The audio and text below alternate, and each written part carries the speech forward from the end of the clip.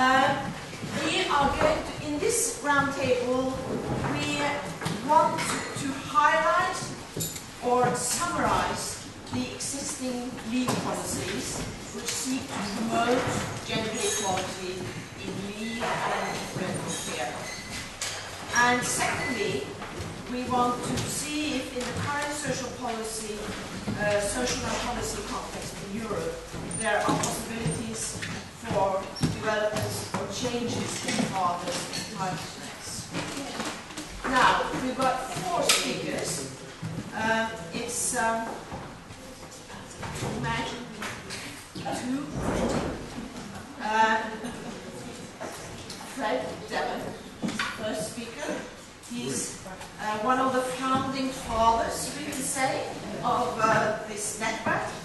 And then we have Maria Rego and Andrea Doucet and Willem Adema from the OECD. So, the first speaker, Fred Deven. Or do you need a microphone? No, I think put it down. I made my. Thank you so much. I noticed that the days are gone that ladies first when we are in a panel. So this is really an expression of gender equality. Thank you for that. I was introduced as one of the founding fathers of that international network. So founding fathers, that's an old man getting here and having no PowerPoint, having nothing, but starting from a triple A, I being the invitation, most grateful for that, Karen, and for all your Portuguese colleagues who made this meeting possible, and especially for the quality of the participants you brought here. The second eye is that information. For me, yesterday and this morning, I tried to listen as carefully as possible, and I really took up a lot of updates, new things I knew. And the third eye is the inspiration, because indeed, a number of statements and comments from you and others also triggered things. So this is my departure without a PowerPoint. I wear spectacles, so that means I am biased. My view on the world is biased by some perspectives, and I'd like to share them with you first. I favor a systemic and a historical perspective to look at the world, to look at human behavior. So this is my bias, but also it has some advantages. Systemic and historical, I think historical, most of the presentations were very good in that, in looking where it comes from. And let's say history goes back well in time, especially for the Swedes, but not only. I think it's important to remember that and to be aware of that. That it's not there out of the blue, that you are getting up in the morning and saying, hey, now we have paternity leave for 1 month, fully paid and all that. Most of the time, not even in the Nordic countries, it doesn't happen that way. Historical also means that there is no linear development. So there may be drawbacks. You yourself, Chair, you were very unsatisfied with the reduction from 14 to 10. So also to keep aware of that, there is no acquis once and for all. There is always the social dynamics. And of course then the systemic is that the relevance of contextualizing. And you yourself, Karen, I think you already made that very clear how important it is to understand where one policy measure, like paternity leave or parental leave, quota for fathers and so on, is located in. It's embedded in a complex rather than in a simple context. So I think also I like to keep that in mind, to try to understand developments and to earn my lunch, to try to come through a few recommendations perhaps. Contextualizing means also that it is very essential to rely on the expertise of those who are knowledgeable of the national setting. And so to say, yes, I will come to tell you from little Belgium what to do in Portugal. Well, of course, little Belgians have little to say, but still it's important. What do you know about antecedents, about dynamics, and about the multitude of actors and stakeholders, and the dynamics between these, and the shifting relationships. For example, in the old days, in countries like Belgium and France, family organizations were quite influential. But over the years, they became much less influential, I speak for Belgium, compared to 30 years ago. So when there is an agenda setting about leave policies, you have to look first to other actors, apart or beyond public authorities. Public authorities in plural, in a federal state structure, which making it more complex and all that. So that I think it would be important to think. Then how does that measure relate to many other policy measures? And that was very well illustrated yesterday and this morning, I feel, by numerous contributions. Because, of course, the leave arrangements are but one of the essential policy measures in the toolkit for reconciliation. So you have the cash, you have the kind, and of course many references were made to the services, childcare services, and how the one impacts on the other. Some of the Nordic countries, of course, illustrate this very well. They say, yes, you don't have access to leave because, or to a childcare service, because first of all, you can, or it almost sounds as you should, first use some time of leave, or types of leave. So to remain aware of that, the more that one service is developed, the less another one, maybe. France may illustrate that they have a comprehensive set of childcare services types, and so they may have put much more emphasis on that compared to leave arrangements. So also for policy makers and for policy recommendations, once you touch one item, how does it interrelate and connect with the others? Is it, let's say, supportive, or does it just get across it and so get for problems? So looking at the toolkit of policymakers, let's put it for reconciliation, bringing us to objectives, to the aims of the policymakers. What is it all for? That also was really good, well illustrated by many of you, I feel. And it's remaining important also there, there's not a single objective, but reference was made by you and by others to 2, 3 objectives and so on. How are these objectives? Are they congruent or are they conflicting? Often they are conflicting because there are different perspectives. There is the interest of the child, there is the interest of the woman, of the man, and so on. So how to marry these things together? And many objectives have been spelled out. Some have got less important in the past than they have nowadays. But it almost seems that getting fathers, getting men involved in care is like aiming for reaching the promised land. I mean, it's really getting And so for Europe, so the European context, we are heading north for the promised land. There it seems that we will find the final goods. So reaching the promised land for those who have some religious training, that takes time. You should believe you can get there, and you need guides. So that would bring me to one item of recommendation. Is it possible in your country to have models?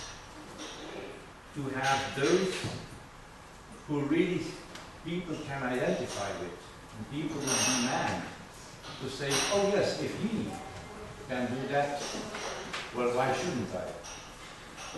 So these are images. These are examples. Action speaks louder than words. Yeah? And being an old man and worker, this brings me back to the media and to the importance of media. So that's about the old days of the European Commission network on childcare and other possibilities and so on. And we did a little exercise on man, media and childcare.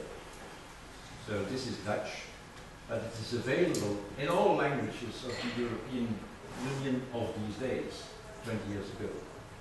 We were looking in 7 countries how men were looked at, pictured, but also described in terms of care. Caring for children, caring in household and so on. So it would be of real interest for me to know 20 years later if there has anything changed in our countries. How men are portrayed related to care. And this brings me to an item which was really inspiring me yesterday in a couple of contributions. If you have, there was a lot of doing fatherhood. But doing and being, that are 2 different worlds. Doing is the more masculinity identity, and being is not really their world. Being there, being available, not active, not whatever they like to do, but care for the very young and for the very aged is being there, being available, being patient, and so on. So how does that relate to the culture of the man's world? Another item I would like to see is that if you have it at the level of more, it's related to gender equality. But equality and equity are of a different kind. In the best of my understanding of English, and I'm not a native speaker, equality is much more at the institutional level. It's about basic rights. It's about a societal vision on what is right and what is wrong. At the level of a couple, if a couple there is a notion of equity which is of a social psychological nature. And it's about fairness. Is the division of work, the sharing of care, the timing of our leave taking, is that okay? Do both of us, let's say, get involved in that? So I would also like we would look at that dimension at a more micro level, and paying salute and tribute to all those colleagues who make these good research efforts with innovative work. I also have the recommendation of make it bigger. Not make it bigger in numbers, more than 4 or more than 12, but you were looking at social, or you were sharing with us at least, social demographic variables. I think for this to understand the dynamics of leave taking by men, you also need psychological variables. Yeah, I have to stop. Thank you. because there is something there at the local level of interrelationships between, let's say, the two partners, between the boss and the employee, and so on. So how does it relate? How does it interact? What do we know about the software of the whole dynamic? The software are the values, the preferences, the beliefs in what is to be man, what is to be a woman, what is a good father, what is and so on. I think we know very little about that. And I think we would make a step forward if we would also have information about that. Because public authorities can provide for the software, for the hardware. That's the institutional, that's the laws and the regulations. That's essential. That's very important. But it's not sufficient. You have to merge. Like in ICT, you need both the hardware and the software, and they have to support each other. I think I should stop here more or less. So, recommending, yesterday morning, Sandra said, well, we already reached 1/4 of men, and now we would like to make another step forward. So I wouldn't like to compare men to rabbits, but still, I mean, rabbits like carrots.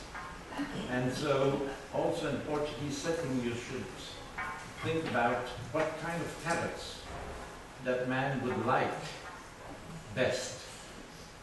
You have different sizes of carrots, but you have also different tastes. And anyway, incentives should be tailored to the setting. Yeah, I'm sorry. Should be tailored to the national setting. What works here in this country probably will not work as well in Belgium or another European country.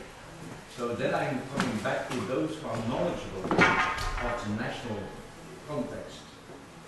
And so maybe that by doubling the payment which you already have to step into that, that could trigger another 15% of men to take it. Or that wouldn't be any longer the issue. So think about the kind of carrots that the rabbits in Portugal like best. I'll stop here. Thank you for the time. Thank you, Fred. Now it's Maria Rego. She's the ex-president of the Commission for Equality in Work and Employment in Portugal. The floor is yours. Thank you very much. Thank you very much for being here. Thank you very much for the invitation. So, national context. I've been asked to speak about national context and the future of national context. But as you, I like to speak about a little bit of the history, the historical and systemic perspective. So I have 3 points. First, thank you very much.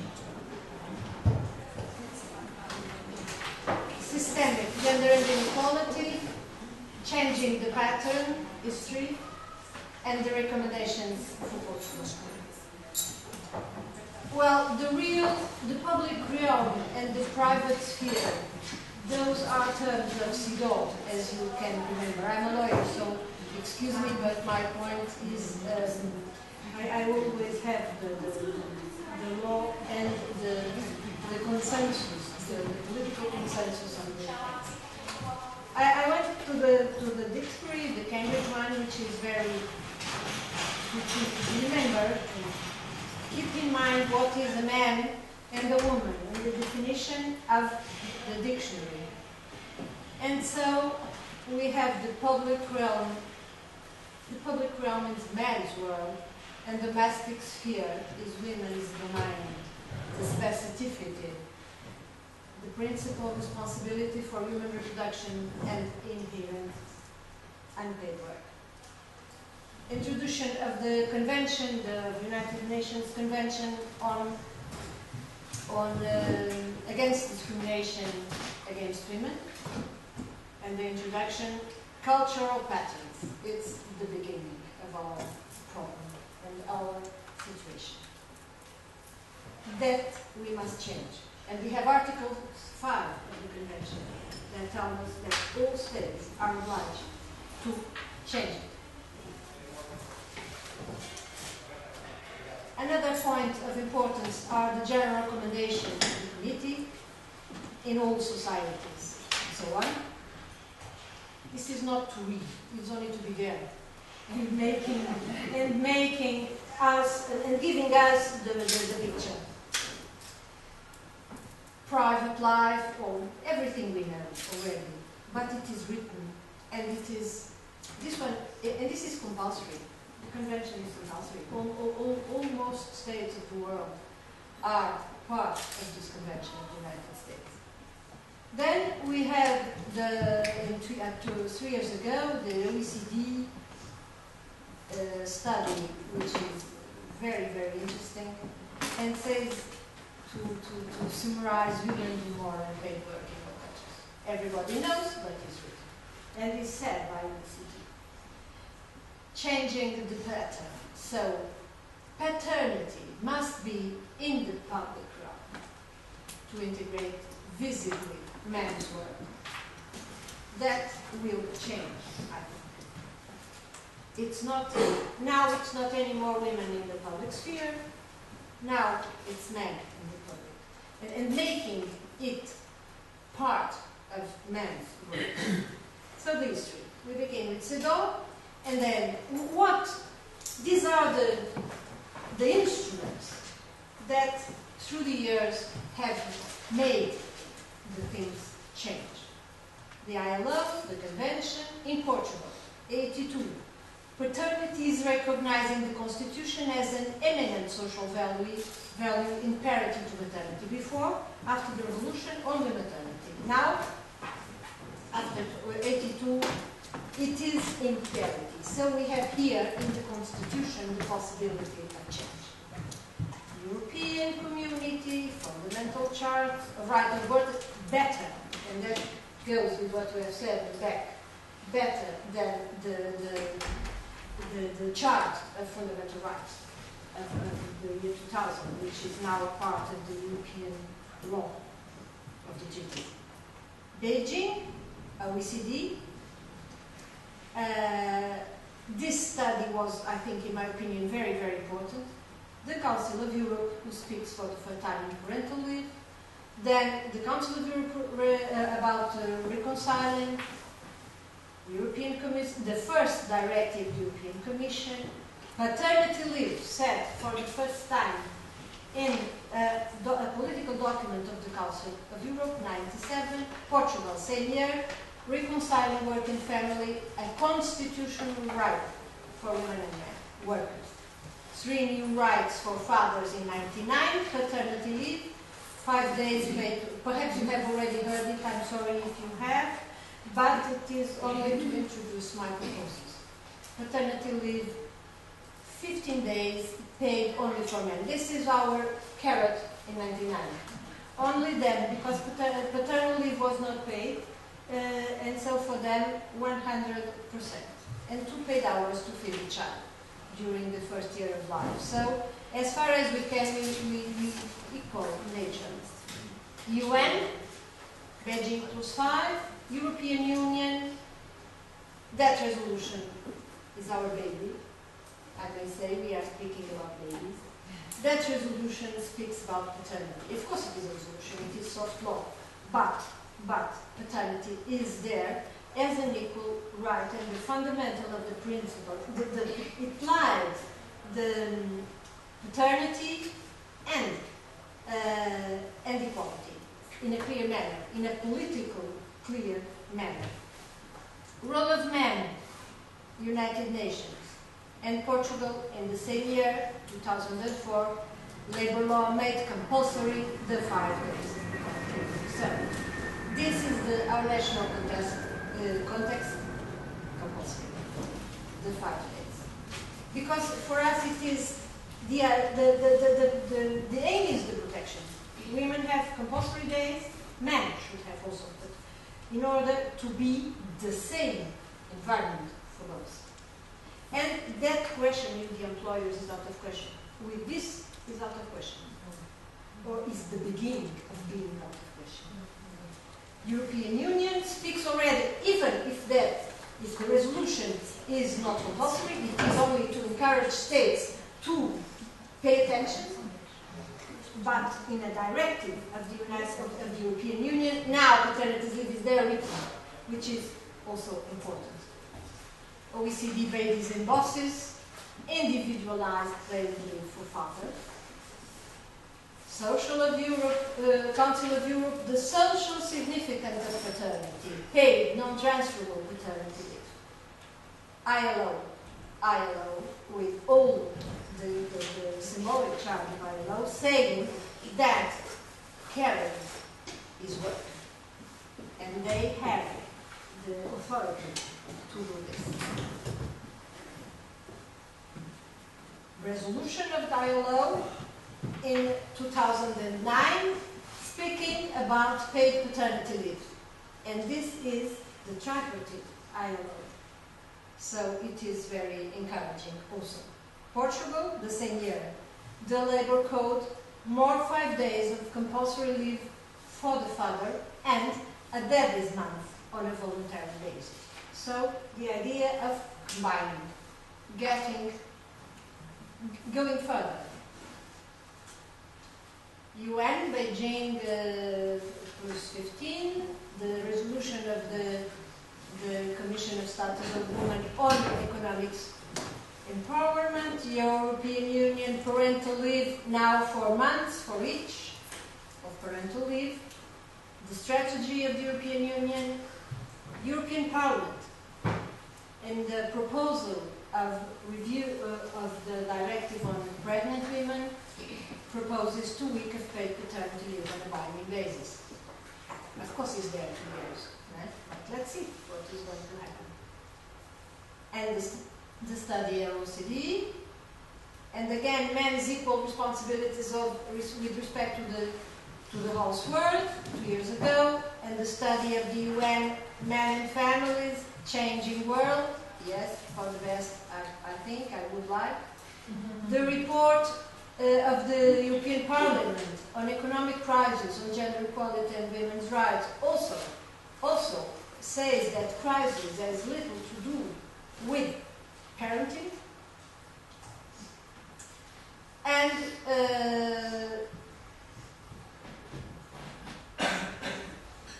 quoting the OECD study, domestic works accounts for 33% of GNP, and changing the partner now with the new, very recent study of the OECD, the report launched on the 13th of this month on maternity, paternity at work. Not anymore maternity at work like ILO used through the report.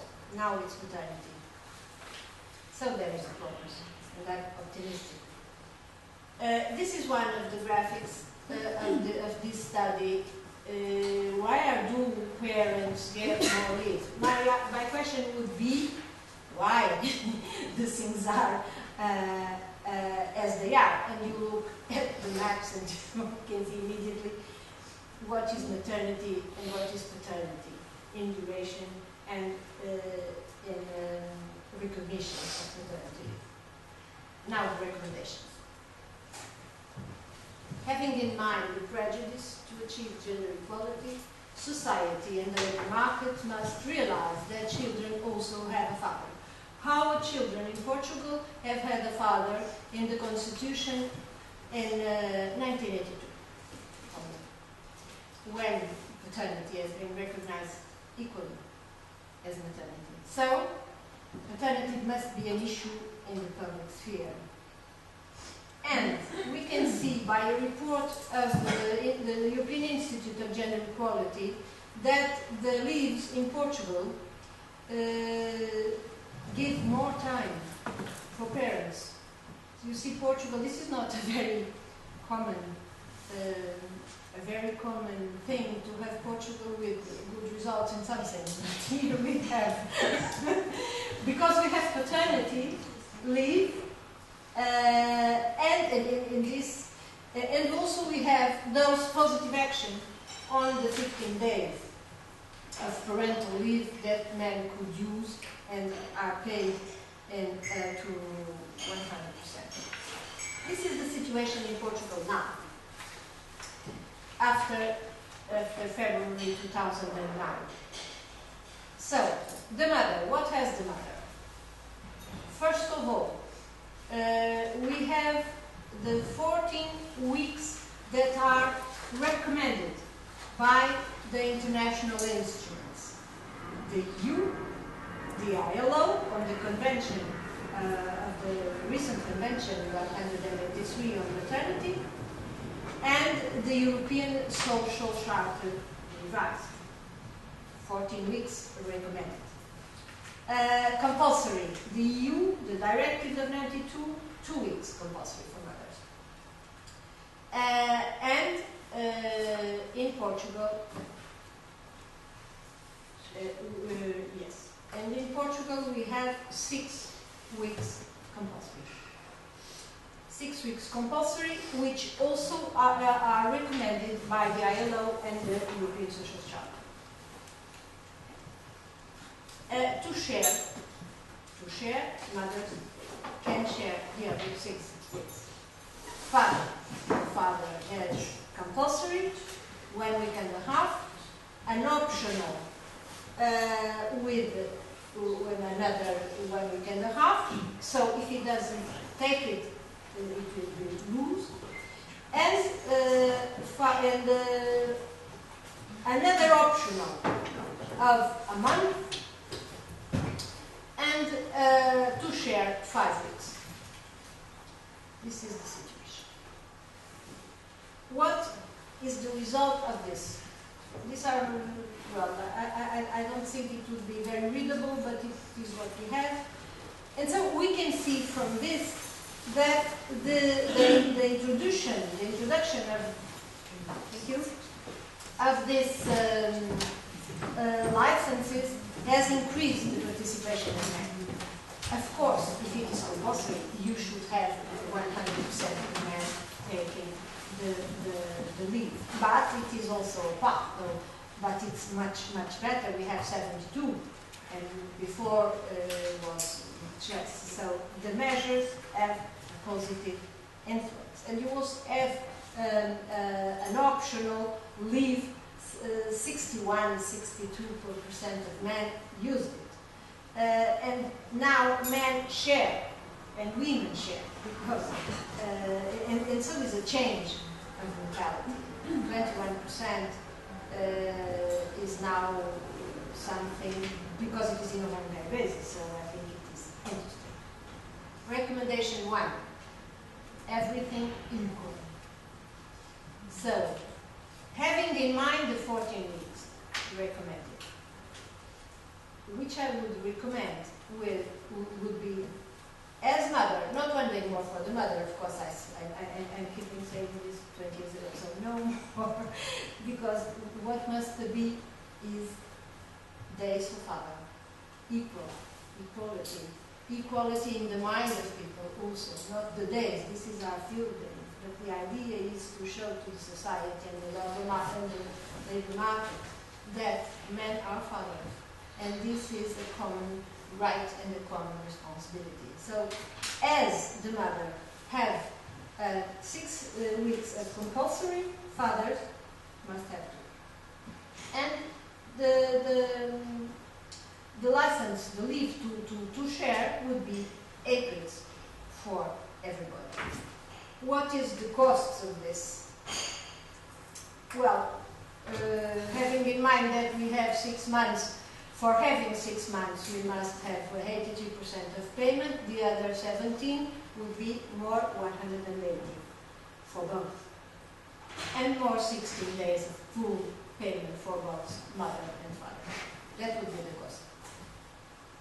Recommendation 2, clear and complete statistics. We must not only have the idea of how many men share or had or accepted the license, the leave, but how many days? How many days in order to have the real gap between men and women. Recommendation 3, combating gender stereotypes, and there is an old struggle that I have, because I think it is important to say maternity, saying that maternity and maternity leave would be the compulsory ones, and the others would be to share, so parental. Because not maternity, the importance is not maternity, the bigger importance, because there is an importance to say that maternity is important.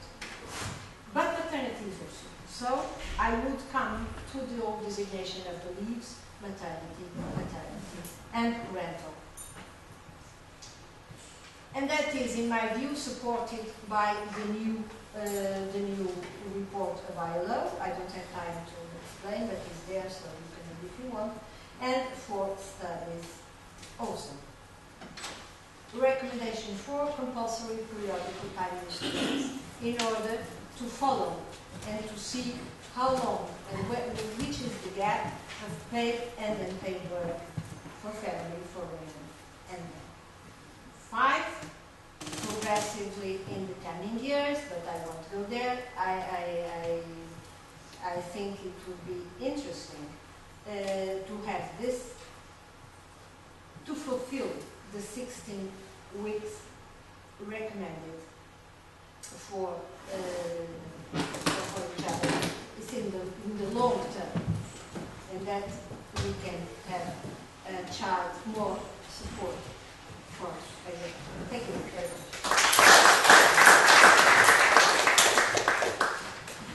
Thank you very much. And now it's Andrea Doucet from Canada. Let me take me off this.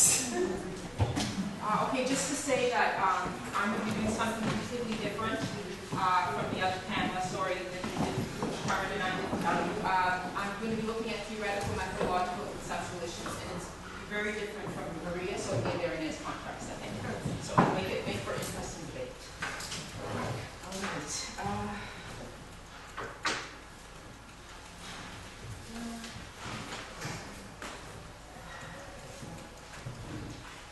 Where's the slide here?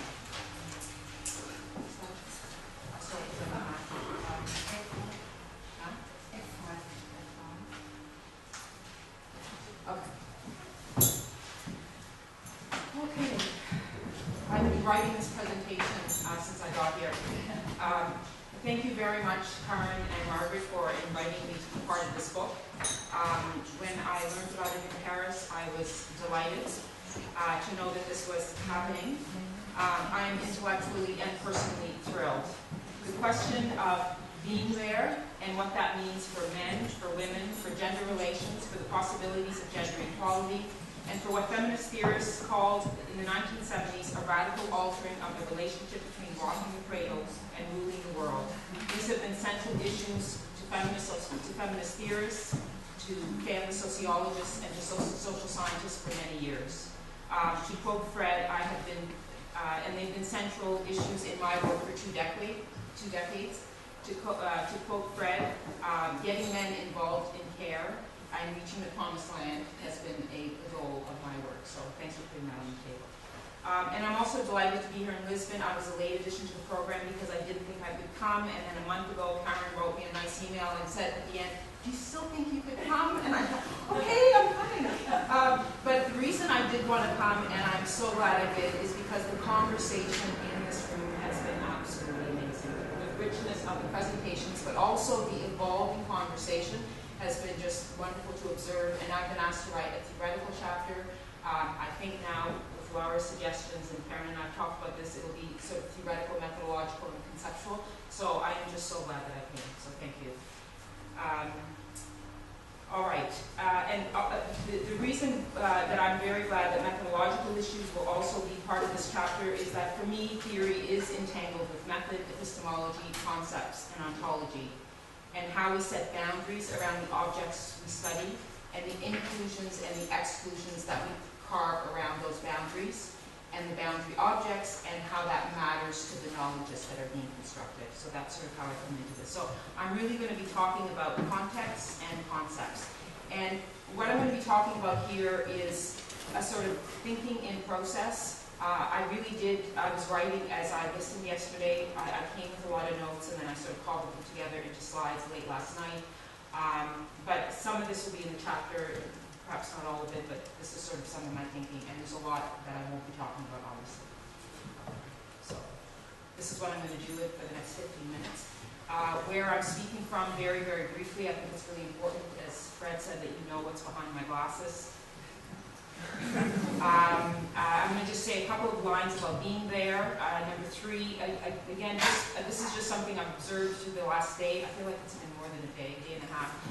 Home Alone and the Father's Quota, the importance of seeing these as diverse objects of investigation and how contexts matter. I'm really drawing on a lot of your points in this. The value of couple perspectives, methodologically and epistemologically, it's a point that Laura put on the table, and I was glad she did because I've done a couple interviews in my work. The question of what are parental responsibilities as distinct from time and tasks in household gender divisions of labor. And within that, this question of fathers home alone and how that relates to fathers being alone in the community. The resilience of what I call moral responsibility, something we've been all talking about, especially this morning. And finally, the conceptual fit between equality and responsibility. So I'm really glad we're talking about equality. The two speakers, Maria and Fred, set the context really well. And the question of what kind of equality are we speaking about? Okay, and I just want to say that section 1, where I'm speaking from, and section 3, Home Alone and the Father's Quota, I'm just going to skate over some Canadian, my own work and a Canadian study. I'm not going to talk about my work or the Canadian context, but I'm going to say a couple of things. So, where my work began, since Vicky put his slide of his beginnings on the table, this is where my work began, 1991, when my husband took our daughter, Vanessa, who's now 24, she was 1 at the time, to a mums and tots group in Cambridge, England. And the way that he was treated in that mums and tots group was the incentive for me to begin to study fathers' lives and to begin to listen to the stories of fathers who were primary caregivers of children for at least 1 year. So this is where it started. And really, for 20 years, because my PhD was on couples trying to share housework and childcare, I've been carrying out a research program on men and women challenging gender breadwinning and caregiving. But in particular, the work that I'm doing now and the writing that I'm doing and the writing for the chapter builds on a 10-year longitudinal study, really. It has become a program of work. It didn't set it out this way, but it has evolved this way. So I did a study between 2000, I'm not going to say much about the samples. I know there's been a lot of detail, but I don't have time to do that. Men as primary caregivers between 2000 and 2004. I did revisits between 2009 and 2013, 101 fathers and 14 couples. I did all of the interviews myself except for 3 of the initial interviews. I still regret that. And they never appeared in my book, those 3 fathers. Fathers and parental leave, 26 couples. I did this study with my then PhD student, soon to be postdoctoral fellow, 26 couples in Ontario and Quebec in Canada. And I'm still finishing a study on women as primary breadwinners, men as stay-at-home fathers, and secondary earners, 2008-2014. That's been a longitudinal study. 46 women, 10 couples, 10 women, 6 couples. I've gone back and spoke to them again with 3 interviews, the man, the woman, and the couple. Most of the people in these studies are white, although there are some visible minorities, middle class, and working lower middle class. But there are people from disadvantaged backgrounds as well. Okay. All right, being there. So I said to Karen that some of the quotes from people's accounts with fathers were just eerily similar to some of the narratives that I heard from fathers in Canada in the early 2000s. And so what this was telling me is that there is a surprising consistency across time and across cultures when fathers take time at home for them. This morning, I think it was Isabel made the point that a lot of people have talked about how hard the job is. I had a quote from 2004 from Archie, and I actually titled an article in Fathering. It's like I have a full-time job, but I don't get paid. So the stories are quite resonant across time and cultures when fathers take time home alone. So it's so critically important. Okay, the home alone quota as diverse objects of investigation and how context matter. I just want to say a few things about the Quebec context. And Deanne Gabrielle talked about it, so I'm not going to say much about the context of Quebec, but the one thing that I did want to say is that the Quebec fathers quota follows the Scandinavian model, and it's 3 to 5 weeks well paid. 89.2% of fathers leave with the mother. This is a new statistics that StatsCan just ran for me before I came, so I haven't shared it with Deanne yet, and I will when I go back. But this is quite telling. It was 73% in 2008, and it's 89%. So most of the fathers are taking leave with the mother. So it's a particular kind of father's quota. It's not like the Scandinavian, not like the Norwegian or the Swedish quota. And what's interesting is that the policy documents in Quebec and Canada focus on child well-being and women's equality at work. Deanne, Gabrielle, and Don Lero and I talked about this before I came. We could not find any explicit statement. I think Diane found one line in an obscure document, but it took her time. But it's not framed in terms of gender equality. So this is interesting in the Canadian context, and what I'm referring to here is these diverse objects of investigation. And this is so different from Norway, where Elaine told us that the focus is on the child needs a caring father. Fathers need contact with the child, equality between mothers and fathers. So just how different the contexts are. When we did interviews with couples, we asked them about gender equality, and we got blank looks. There was only one couple who had social science degrees who could actually talk about gender equality. They did not think about gender equality. They thought about the well-being of the child. And so the question then for me is the question about home alone as just one option towards gender equality, and how we need to think about this diversity. The couple's perspectives. I understand completely why the focus of this book is on father stories. We need fathers' perspectives on this issue in order to understand their lived experiences. So this is not a criticism at all of the book, but it's just to say that in the next stage, as Fred said, this will probably continue on for maybe 20 years or so. Thinking about the couple perspective is important if we think about negotiations, for example, because negotiations are relational objects. In order to get at negotiations, you need a relational account of the negotiations. And I'm thinking here of Anna Sophia's paper. She had an excellent example. I thought that you had an excellent examples of how the mother's voices and the mother's stories would have been good complements to the work. But you mentioned your friend saying they didn't talk about it being boring. If there were interviews with the mothers or couples, there would have been different stories. And for me, the one gesture that indicated the importance of couples' perspectives was a Quebecois couple that I interviewed in 2007, 2008, and we were talking to them about the negotiation of the leave. He was talking, and I looked up the corner of my eye, and the woman was rolling her eyes. And that small gesture meant that there was something she didn't trust what he was saying. So the interviewing mothers as well can be actually really important.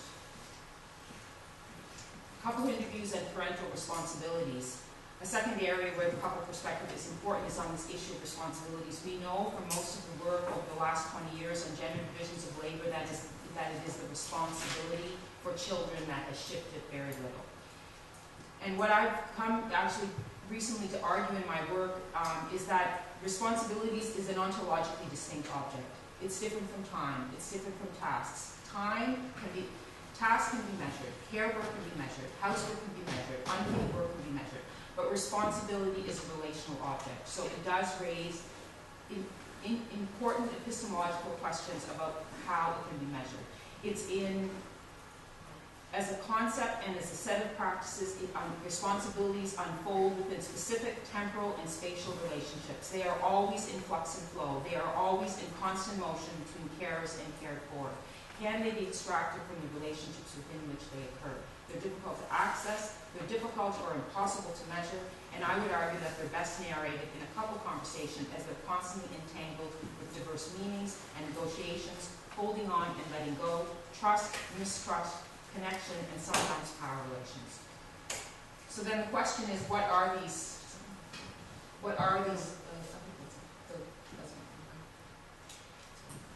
So a question then is, what are these parental responsibilities?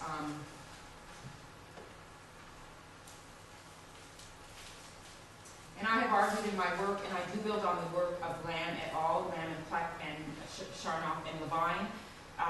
But I have found and still find that Sarah Ruddick's description of parental responsibilities, which she calls parental demands or maternal demands, have been, for me, the most useful and instructive, along with other literature from the feminist ethic of care. And so I've argued in my work, and continue to, that there are three kinds of responsibilities: emotional, community, and moral.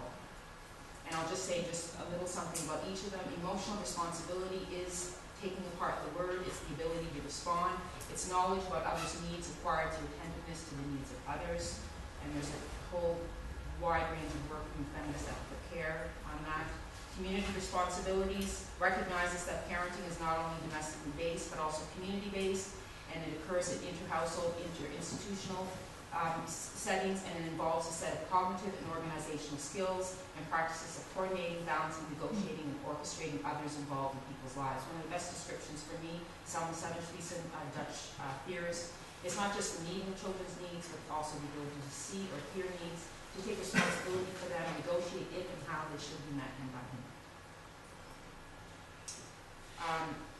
Moral responsibilities emerge partly from Sarah Ruddick's argument that parental caregiving as a set of practices is a set of practices not only governed by children's needs and responding to those needs, but by the social groups and their associated social values within which parenting takes place. So the conversation this morning, the best way that I can think of to describe moral responsibilities is the shoulds and oughts of parenting. How should I act as a worker? How should I act as a parent? How should I act as a mother? How should I act as a father? There was a really wonderful conversation on this morning where we were talking about norms, expectations, what's normalized, what's natural in different contexts. So we have had a very rich conversation on moral responsibilities and whether or not they are changing. A really useful, for me this is a new addition in my work, and I will be bringing it into the chapter, a new way of thinking about care as a set of responsibilities is Joan Tronto's new book on caring in democracy, where she builds on her earlier work and she talks about care as complex processes of care and a series of interconnected phases. Number one, caring about, where someone notices unmet needs. Number two, caring for. Once the needs are identified, someone has to take responsibility to make certain that those needs are met. Caregiving, which requires that the caregiving work is done. And care receiving, once the care work is done, assessments need to be made about what needs to be done next. Mel Notting calls the fourth stage care completion. So if we think about emotional responsibilities, this is a very useful way of thinking about them. The question is whether or not fathers do all four of them, or whether they just do the third one, which is actually doing the care work. We can also think of community responsibilities in this way. Is it just that he goes and takes the child to the swim lessons, or has he connected with the other parents to figure out which swim lessons are the best, and then sign her up for that one, and then switch to the other one because that one was where Johnny was going, all of that kind of work. So these are open questions. Do fathers take on all of these phases of emotional community responsibilities? And I think what we're hearing from your papers and what I've found in my work is that fathers are changing on emotional responsibilities. They are doing all four phases. Community responsibilities are still a tricky area because, as some of you pointed out, the social landscapes of parenting are still female-dominated. So when fathers go into these settings, they have to negotiate and navigate. So this idea of fathers being alone in the community that some of you have pointed to. The moral responsibilities for fathering are the most difficult to shift, and I think this is what I've been hearing in the last day and a half as well, and I'm just going to put two examples on the table from my work. One is around fathers and infants, and this idea that Gerardo and Pedro talked about how it is that couples see it as natural that the mother is with the infant. I think other people pointed to that as well. Something about fathers and infants and about that time that is very difficult to shift. And these two quotes, this is from Peter, a father that I interviewed, stayed on father for 7 years, interviewed him in 2002, and then followed up in 2009 and 2010. Even in a society where people believe that men and women are equal and can do just about everything, they don't really believe that men can do this with a baby, especially a really tiny baby. But then when I went back and interviewed him, he said, it's easier now that I'm just another dad at the hockey game and nobody questions it. One of the best examples that I have in my work is from an interview on moral responsibilities for mothers. It's an interview that I conducted in 2009 with a breadwinning mother and with 2 preschool children in upstate New York. Sally is a pharmacist married to a stay-at-home father. She reflected on what it means to be primary or secondary in relation to breadwinning and caregiving. So she's a primary breadwinning mother. She's agreed to be in my study. She's married to a stay-at-home father who's been home for a couple of years. She reminded me why equality as a goal in care work is difficult and elusive. She said, we have men who are primary breadwinners, and now we have more and more women who are primary breadwinners. But really, there is no socially acceptable model for mothers who are secondary caregivers. And then in varied ways, through words and heavy tearful moments, she let me know both directly and indirectly that, quote, I don't want to be a secondary caregiver. So Sally, for a time, was the primary breadwinner, worked very long days, and she was the primary, or the shared primary caregiver, thus underlining the difficulties with determining how gender equality and parental moral responsibilities might be defined or assessed in this household. I'm coming to my last point. Gender equality, and I don't know why that's sitting there, but I'm glad it is because I think that's a really important point. Equality in all spaces and times, and I think this relates to what Maria was arguing, which is really the Bornick-Myers approach. Do we need equality? Do we need parental leave to be equal in terms of the entitlement to leave? Should it be exactly the same? 3 months, and maybe 3 months shared, or 6 months, whatever it is. Equality in all spaces and all times. So some of the questions that I would ask, and I'm only going to put questions on the table. Gender equality in what? Gender equality in these responsibilities? Is that possible? Can it be measured? Can we know what equality would look like? Would couples themselves know? How would they describe it? How would we assess it? How would we measure it? Equality with whom? On whose terms? These are points that feminist theorists have put on the table since the 1970s. What kind of equality are we going for? As Alison Yeager once said, do we want the pie or the carcinogenic pie? We always have to ask equality on whose terms. Can parental responsibilities be equal, and what does that look like? Can responsibilities be measured? If so, how sorry I just said that. And what do we do with difference? This has been a central part of my work. I've been writing about this since 1995. What difference does difference make? When and why does gender make a difference or not make a difference? And when gender does make a difference, what sort of difference is it? Equality for whom? And this is my last point. Equality for whom? And I'm going to go back to Joan Toronto. Because Joan Toronto has added a 5th stage of care. She had 4 stages of care from her early work. She's elaborated a little bit, but she now has a 5th stage of care, which she calls, which is focused on who is excluded. And we can think then of the class and generational impacts of these exclusions. And she calls this her 5th phase of care, caring with, that we need to care about how our societies allow for us to achieve a commitment to justice, equality, and freedom for all. So she calls upon us to think about our civic duties, to rethink our practices, our institutions, and our values, and to nurture a political climate in which all citizens can equally participate. So this relates to parental leave and issues of care and equality that extends beyond gender equality to wider sets of class and racial equality. And I'm going to end with a quote from Margaret O'Brien that I really like. Tensions associated with differential access to statutory leave raise the possibility of a new global polarization for infants, the risk of being born into either parentally rich or parentally poor household in a deep country. And I think that's been the list of hearing about that. I'm going to end with this. Thank you, Andrea.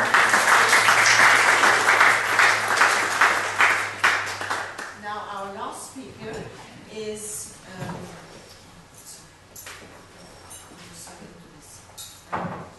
Willem Adema from the OECD.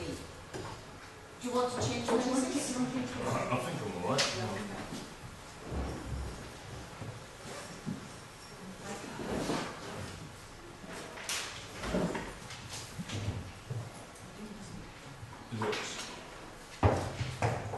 Well, that is a very hard act to follow.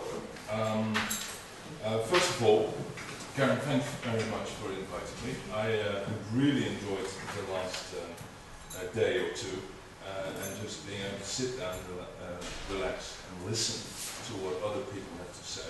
So it was great. We didn't beforehand much discuss any presentation of mine.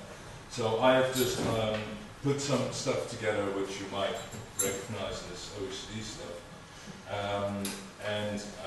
I come up in the end, because this was, the round table was presented as a discussion, with some questions, and I thought of a few more while listening to you over the last day, and maybe we can quickly discuss those at the end. I have to, of course, say, listening to Fred, that as a Dutchman, I am particularly endeared by the fact that you're looking north for the promised land. I don't think there's much to be found in Holland in this sense, but I mean, it's always much appreciated. Just to put things into context, parental leave to me, and that might be cursing in this church, but to me it's just one tool in the much greater range of tools to help work and family and reconciliation. And it plays, I mean, this is a picture which shows you the spending, public spending, across the across childhood, and we allocate spending on cash benefits and childcare and parental leave and education across the ages. And you can see that in that role, the parental leave spending, often the maternity leave spending in many countries, spikes at the very beginning of childhood, and after that there's a gap. There's often a gap before childcare spending kicks in. Iceland is one of the more equal countries in the country with less of a gap, but the gap in supports for young children, particularly pronounced in the UK and in Portugal. But I mean, it's to me, parental leave is just part of the overall set of tools in this area.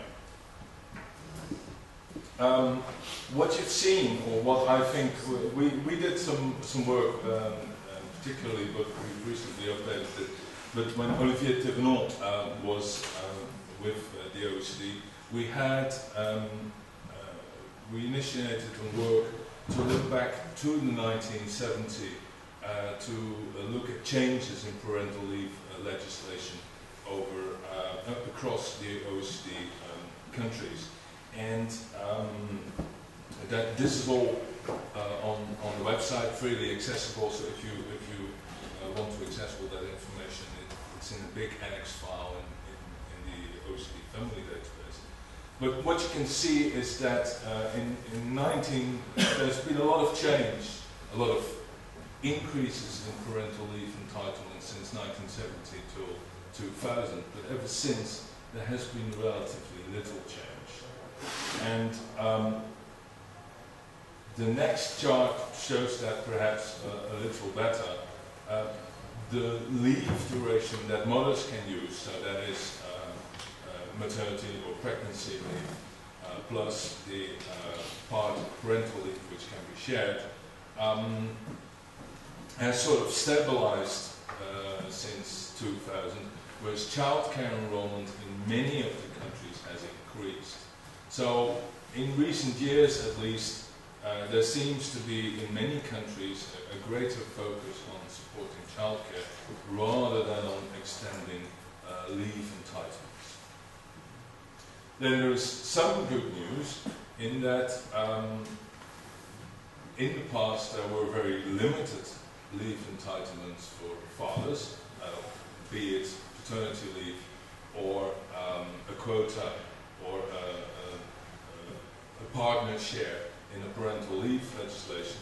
But by now, and this should not read 2011 but should read 2013,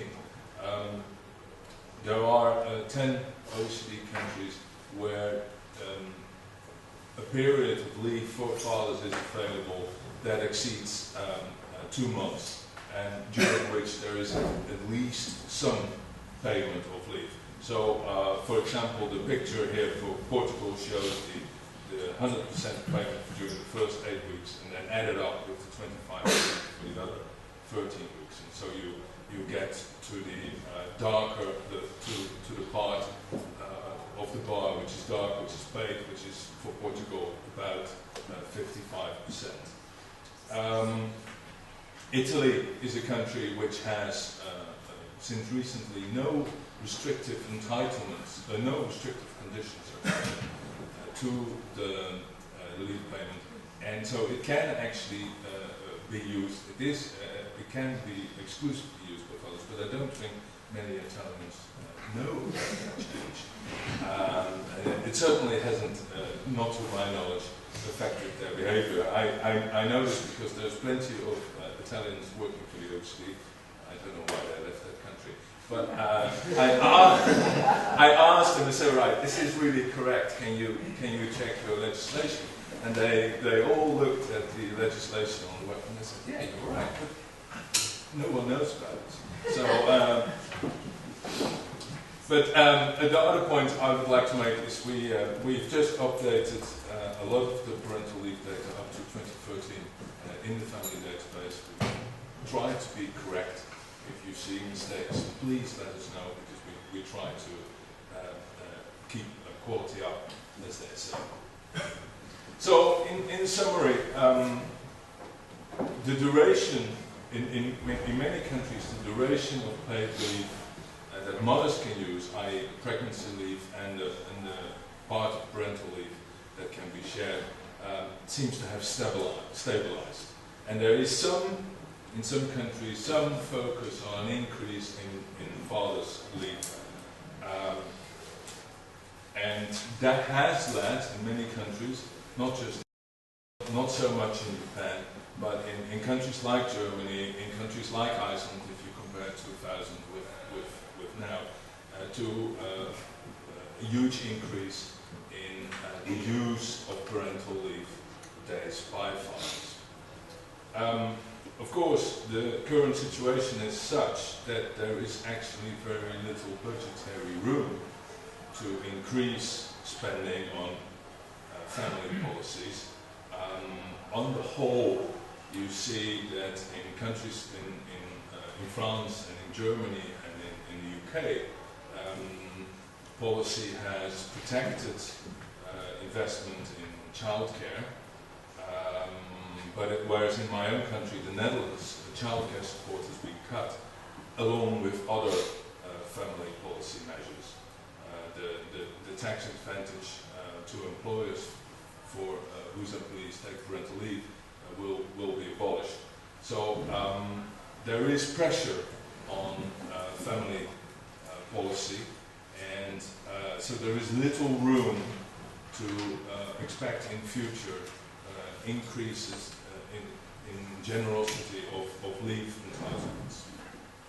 But it may be possible to change the mix, and that could change the mix in entitlements between fathers and mothers, and that could strengthen female labour market participation. I haven't seen any evidence that it would affect child development. If the father plays a bigger role, it may well increase it. So there seems to be, from the set of family policy objectives, a reason to actually go that way. But when I look at those points, then one of my questions was, well, right, okay, fathers' use of parental leave days has increased. But why is that? Is that only because it's a relatively short period of time? Is that only because, like in Sweden, you can take it, over the summer holiday and watch the World Cup together? Why has it been able to lead to that increase? And would it increase further if you increased the duration? That's one of the questions I have. An issue which has been touched upon over the last few days, but hasn't really come to the fore, is there any sort of critical threshold in terms of replacement rate, in terms of payment rate, which makes fathers decide to take leave or not?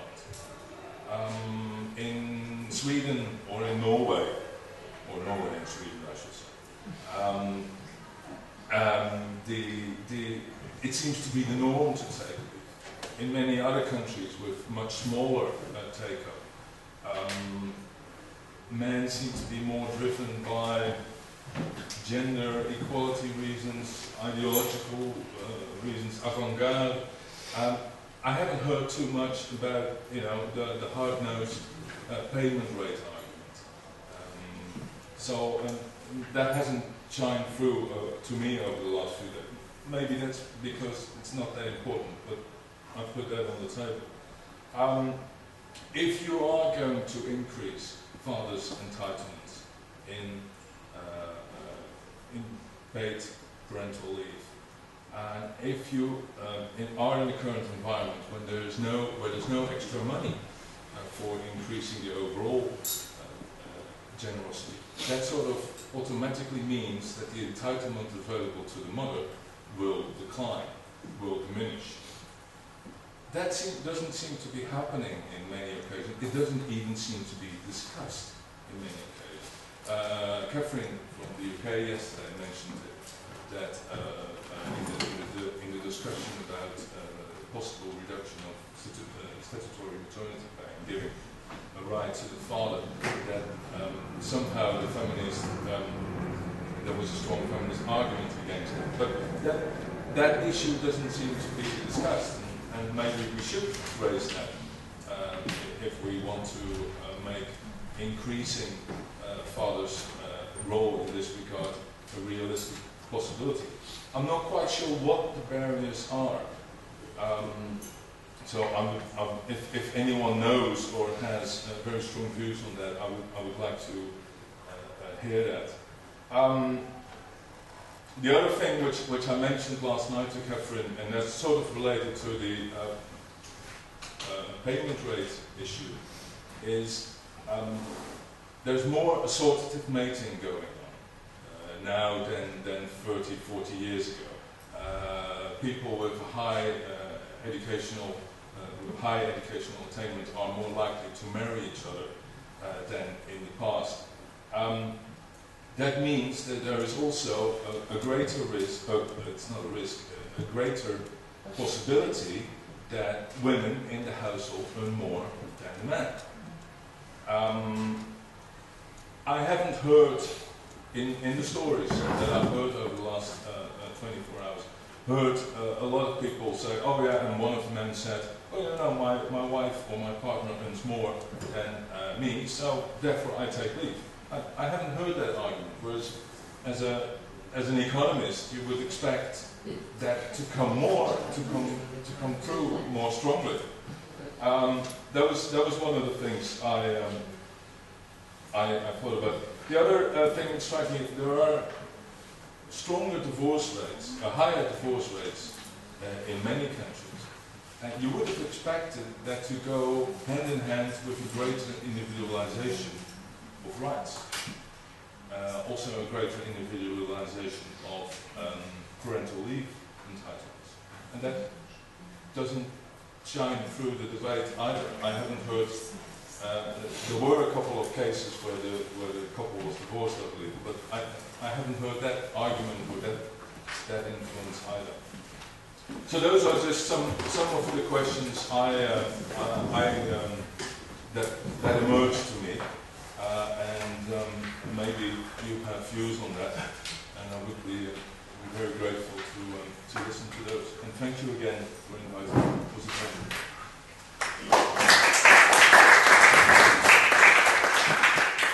Thank you, Willem. You posed some very important questions at the end of your talk, so thank you for that. Now the floor is open for questions and comments. We have 10 minutes, I'm sorry, but that's how it works, because we are Karin is going to talk about the book in 10 minutes' time. So, it's open. John? Yes? Yes, thank you. Please. Thank you very much for your very interesting presentation. And I would like to comment and add some information about what Willem Adema said. I think that in the decision-making process within couples about parental leave, you made a very good point. Money matters very much. And as a matter of fact, among the young couples, for example in France or in Germany, most of the couples the men have earning much more than the women. In France, it's about 80% of the couples. But in the couples where the women earns more than the men, the likelihood of the father to take up leave is much higher than among, of course, among the other couples. And already, and again, while you did this, and before I also carried out a research showing that in these couples, then it is very much a rational financial choice. Let me give now the example of Germany. When you said about that the percentage of fathers did not increase that dramatically in most of the European countries, it is not the case in Germany, because they introduced such a change in the parental leave scheme. Before, of course, no fathers took the leave. Why? Because it was a low, very low flat rate benefit. And in this case, of course, from a financial perspective, it is absolutely not rational for the father to take a leave. But after, they are now paid 67% of the former wage of the parent on leave. But there is a saving, 1,800 euros per month. There is a saving. So what happens?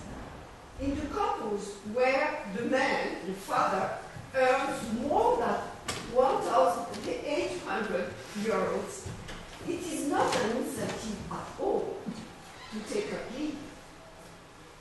So it's only, there was a big increase in the number of fathers taking leave, but only among middle income couples, lower middle income couples, but not among the managers or the professionals. So I think it's very important among the hurdles that the fathers have to overcome to feel legitimized or rational to take up the leave. I think the money, I mean the financial aspect, is absolutely central. Margaret?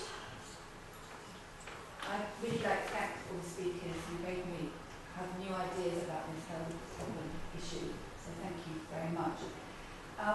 Maybe in terms, I like the phrase Andrea used, we're rocking the cradle and ruining the world. Yeah, the Dorothy Dinner side.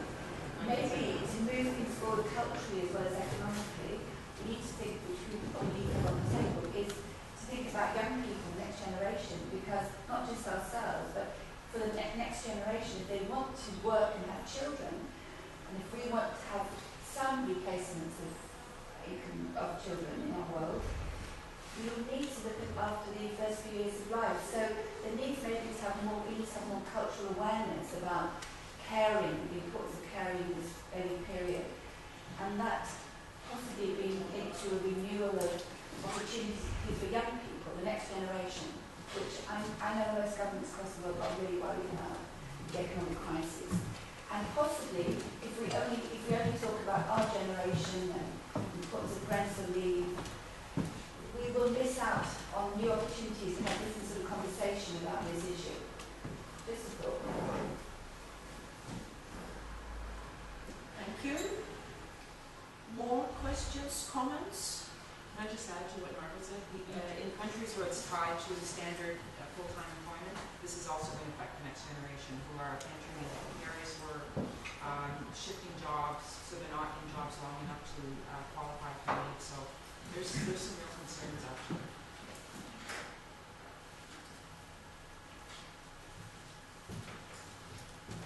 Yes, I had a reflection and I'm still trying to organize it in my head, but someone was talking about the being there, then we had a conversation about how values are important, how norms are important, and how indicators should be recommended to be more precise. And I was wondering whether we should think about being able to measure in different contexts in a comparable way key elements of parental or rather paternity. That is the awareness that it exists and also the possibility to think about it. So someone say that for some people it is not most unbelievable that they could think or unthinkable that they could think this parentally. The second element would be the willingness, which has to do with it has to be cost effective.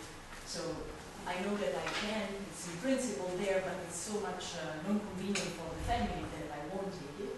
So the willingness and then the ableness, so being able to go even, which are the structural constraints and possibilities.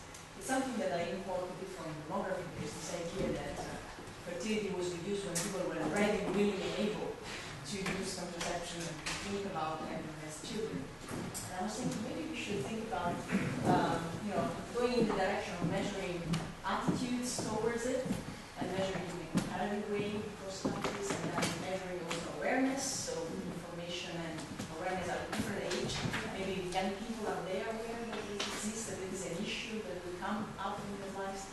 And then of course ableness, which is what we have been doing, so what are the policies and how they will change. Just some thoughts to share in the way we approach even the research on it, which has to do with what we can do after and what policy we can implement. Now, Fred. Yes.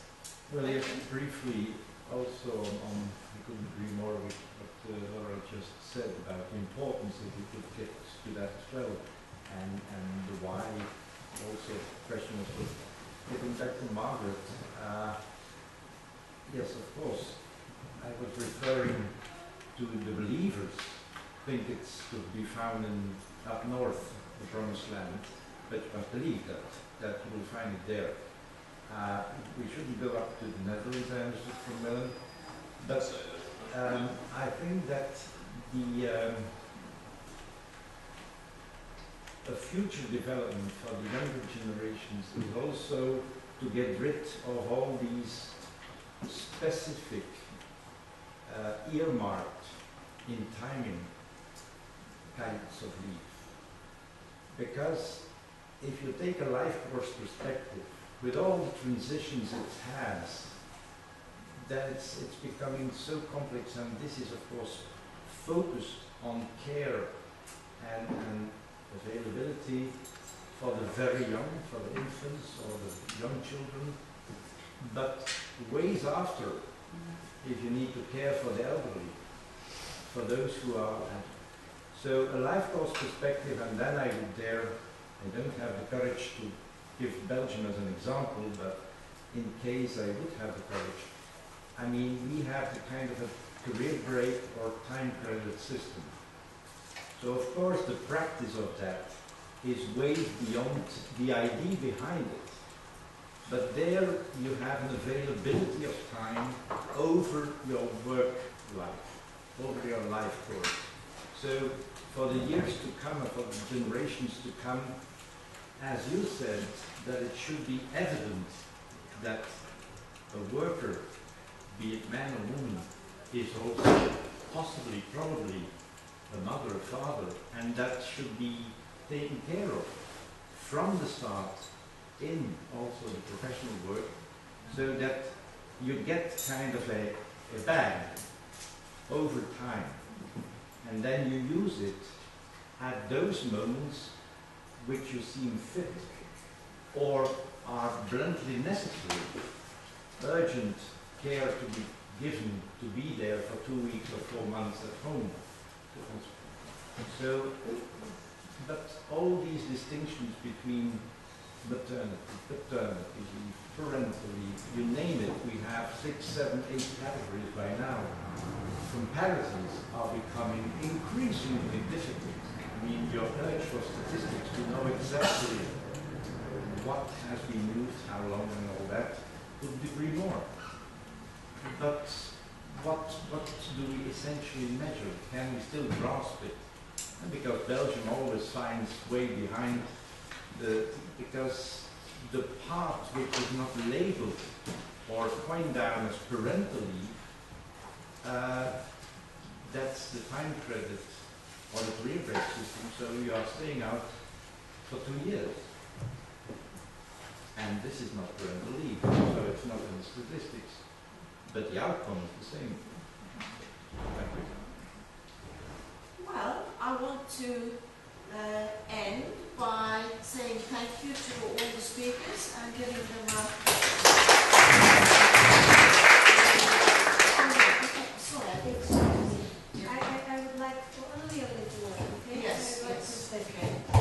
Well, when it was asked what equality, I think that we have, in a modest way, responded. The equality of being compulsory obliged to have 2 weeks at home for women. If that does not disturb anyone, why 2 weeks compulsory for men is disturbing? When this will solve lots of anxieties and lots of concerns, and that could keep it simple, said Swedish, the Swedish friend. Keep it simple. We have both the same rights at the beginning. So why not? Why not invest in compulsory leave for men? They are the fathers, they have the same responsibilities, they have the same rights. And they would know, they and society and employers and everyone would know that freedom, or the lack of it, is for both women and men. Thank you very much.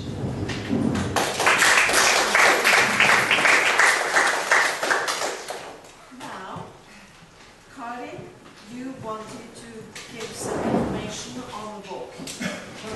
I want to give 2 types of information. We'll be meeting again in Tallinn in the context of the annual meeting of the Leave Seminar, Leave Network.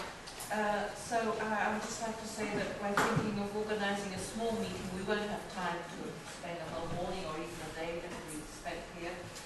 So we think on the Friday, on the 2nd day, that we would meet for an hour or 2 to see how things are progressing, and also if anybody has draft papers already of their chapters, then we could look at 4 or 5 draft chapters just to see how things are evolving and to begin to see if everybody is more or less working on the same wavelength.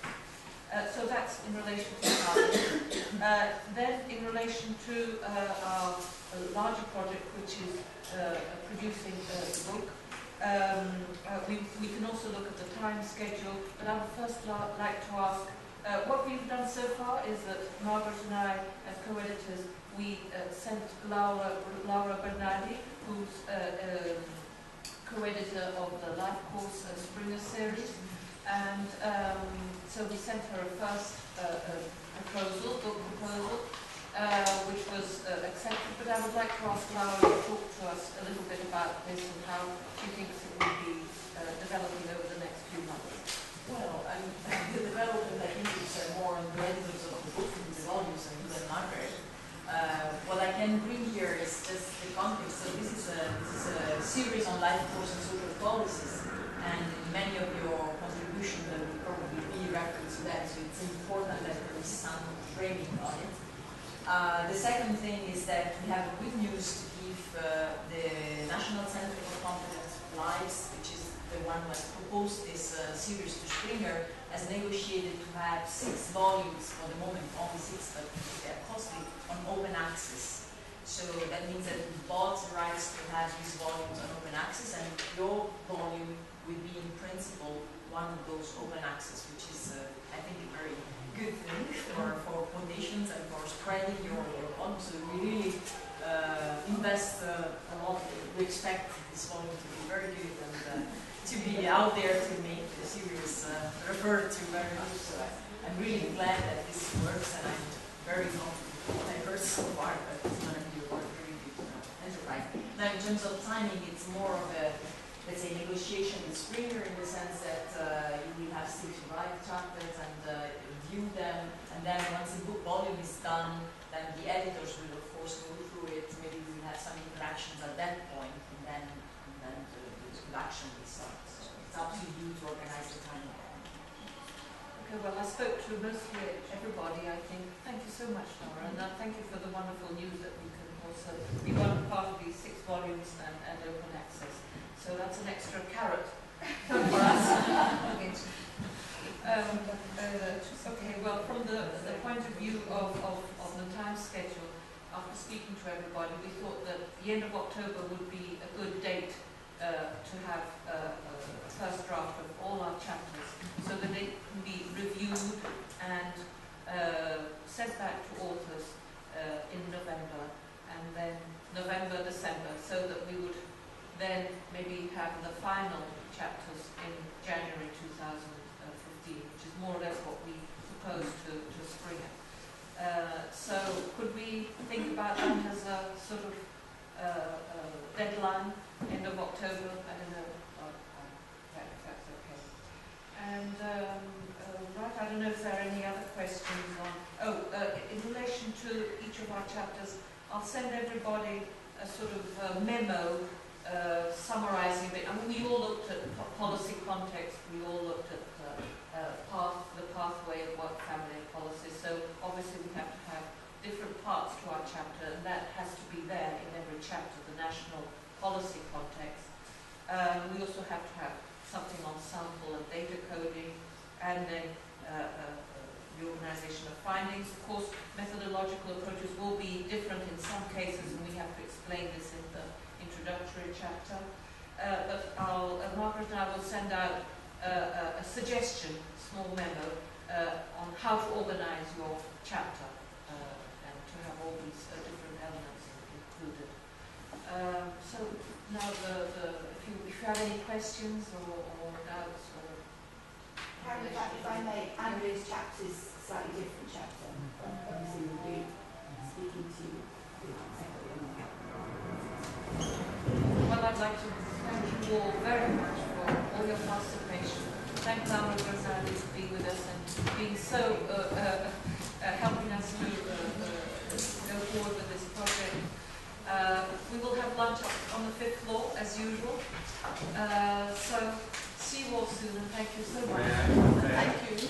I hope to be the spokesperson on behalf of most or all of you to thank you so much for providing for this, for organizing, and all the Portuguese colleagues, of course.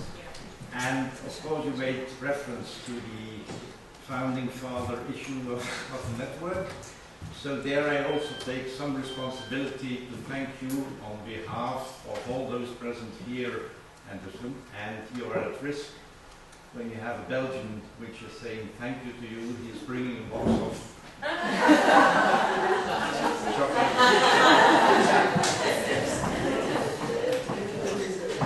Thank you. Thank you. Share this with my seat partner.